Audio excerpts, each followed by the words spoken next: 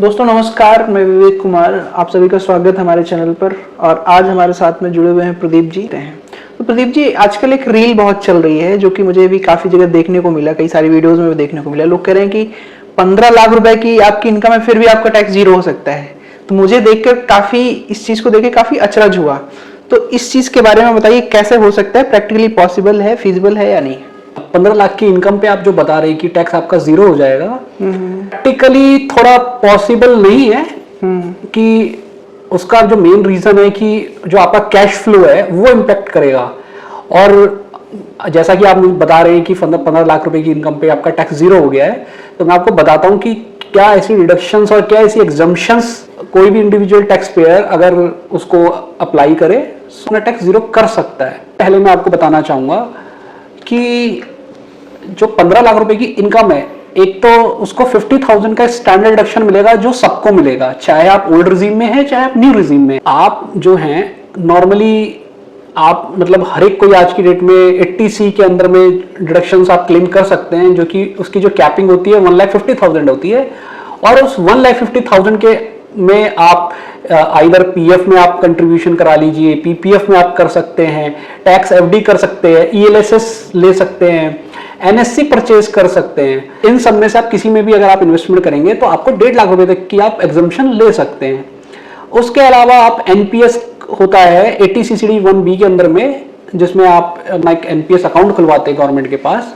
आपकी एक आईडी होती है, प्राण आईडी होती है, जिसमें आप 50,000 तक मैक्सिमम आप उस पर एज ए डिडक्शन क्लेम कर सकते हैं।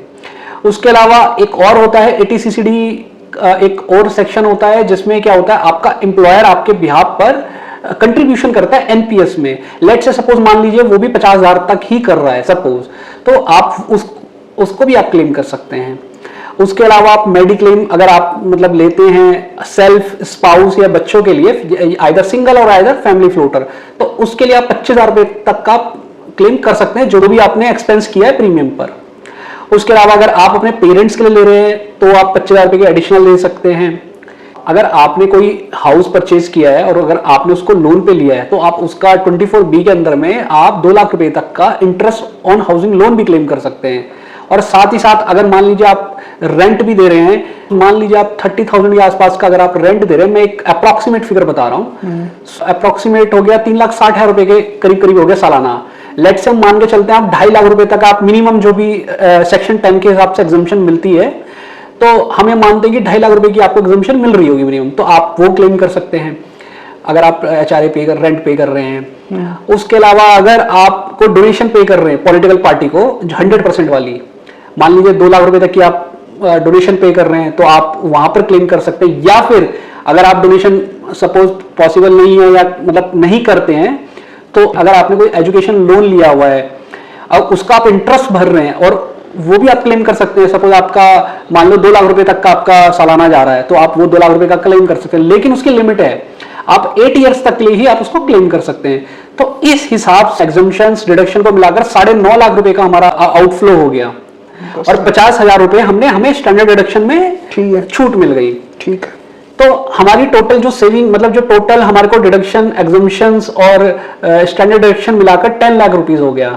तो मेरी इनकम है कितनी, 15 लाख रुपीज। 10 लाख रुपीज का मैंने एग्जम्पशन डिडक्शन में इन्वेस्ट कर दिया, तो मेरी जो टोटल 15 लाख रुपीज में से 10 लाख रुपीज का आउटफ्लो हो गया। तो मेरी जो नेट टैक्सेबल इनकम रही वो रही 5 लाख रुपए। अब जो 5 लाख रुपए है, पहले 2.5 लाख रुपए पे आपको कोई टैक्स नहीं देना, और जो 2.5 से 5 लाख रुपए की इनकम है उस पर आपको 12,500 रुपए टैक्स देना है। लेकिन अगर आपकी इनकम अप टू 5 लाख रुपए है तो आपको 87A की रिबेट मिलेगी जो कि 12,500 है, तो उस हिसाब से आपका जो टैक्स है वो जीरो हो गया है। तो ये तरीका मैंने मतलब बताया कि जनरली लोग फॉलो कर सकते हैं। डिफरेंट पर्सन के लिए इन्वेस्टमेंट ऑप्शन भी डिफरेंट हो सकते हैं। इसके अलावा भी बहुत और भी एग्जम्पशंस एंड डिडक्शंस के हैं, लेकिन वो डिपेंड्स करता है कि वो उस कैटेगरी में फॉल करता है कि नहीं करता है। तो ये एक मैंने आपको बता दिया। हो सकता है आपकी कैटेगरी के लिए हो सकता है कुछ डिडक्शंस एग्जम्पशन डिफरेंट हो सकते हैं, तो इस तरीके से आप अपना टैक्स जीरो कर सकते हैं। प्रदीप जी, मुझे एक चीज बताइए, 15 लाख रुपए सपोज दैट किसी की इनकम है, यानी कि 1.25 लाख रुपए महीने में अगर उसे मंथली ब्रेकअप करें तो तो 10 लाख रुपए वो अपने टैक्स बचाने के लिए कैसे वो इन्वेस्टमेंट, दैट्स टोटली फेयर कि वो एक इन्वेस्टमेंट है, वो खर्च नहीं कर रहा है, बट फिर भी अगर वो 15 लाख रुपए में से 10 लाख रुपए उसका आउटफ्लो हो रहा है केवल टैक्स बचाने के लिए या इन्वेस्टमेंट के लिए, तो क्या 5 लाख रुपए में वो अपना घर चला पाएगा 15 लाख रुपए महीने का कमाने वाला आदमी? देखिए, एक फाइनेंस रूल बताता हूँ, 50-30-20 का एक रूल है जिसमें कि हर एक इंडिविजुअल को करना चाहिए ये रूल फॉलो, कि आपकी जितनी टोटल इनकम है, इनफ्लो है जो आपका, उसका 50% आपको अपनी नीड्स पर खर्चा करना चाहिए। जैसे कि आपका एक्सपेंस हो गया, हाउस होल्ड एक्सपेंसेस हो गए, नीड्स हो गए, फूड हो गया, अदर एक्सपेंसेस हो गया, मिसलेनियस एक्सपेंसेस हो गए। 50% एक्सपेंसेस जो है आपको अपने नीड्स पे खर्च करना है।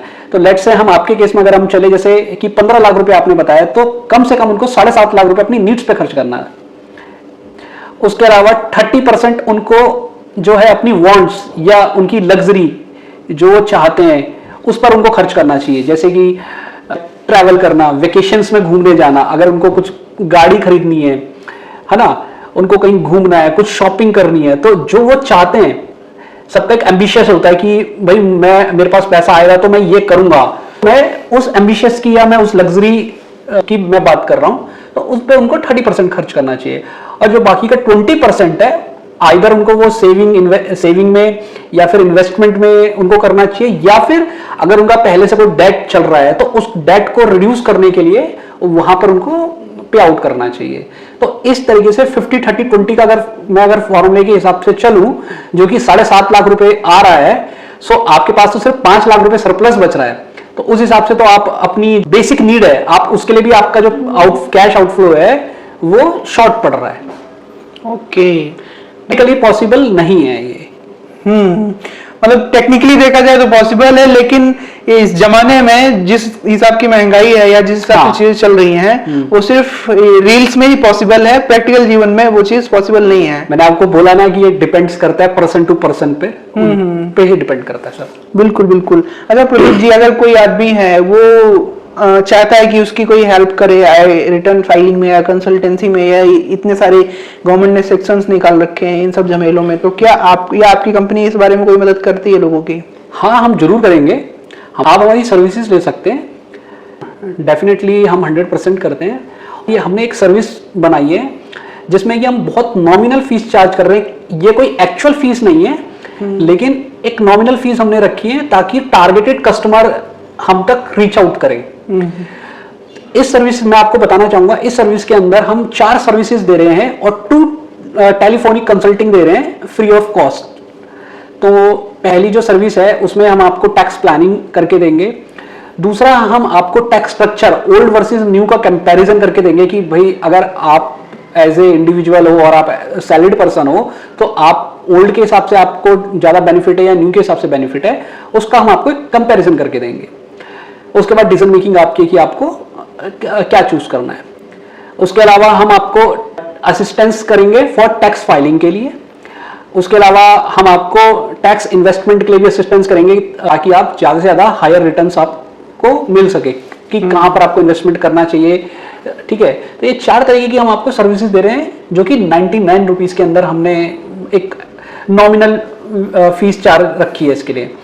उसके अलावा हम आपको 2 फ्री ऑफ कॉस्ट कंसल्टेशन दे रहे हैं। आप हमसे कॉल करके आप कंसल्टेशन ले सकते हैं ऑन टैक्स मैटर्स में, लेकिन एक टाइम पर एक ही आप क्वेरी हमसे पूछ सकते हैं।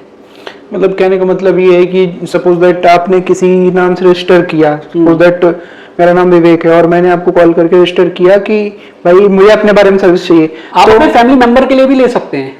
ऐसा जरूरी नहीं है कि आपको अपने लिए लेना है, आप किसी के लिए भी ले सकते हैं। लेकिन जो कंसल्टिंग है 2 कंसल्टेशन हम आपको फ्री कर रहे हैं, लेकिन एक बार में एक ही क्वेरी हम रिजॉल्व करेंगे। कि मान लीजिए आपने हमें पहली कॉल करी, सपोज आपको कोई किसी टैक्स मैटर पे आपको असिस्टेंस चाहिए, तो आप ये नहीं कि आप हमसे टैक्स मैटर का भी असिस्टेंस चाह रहे हैं, आप हमसे टैक्स फाइलिंग का भी चाह रहे हैं, तो आप कोई भी एक सर्विसेज आप हमसे फ्री ऑफ कॉस्ट ले सकते हैं। और ऐसा आप हमसे 2 फ्री सर्विसेज ले सकते हैं।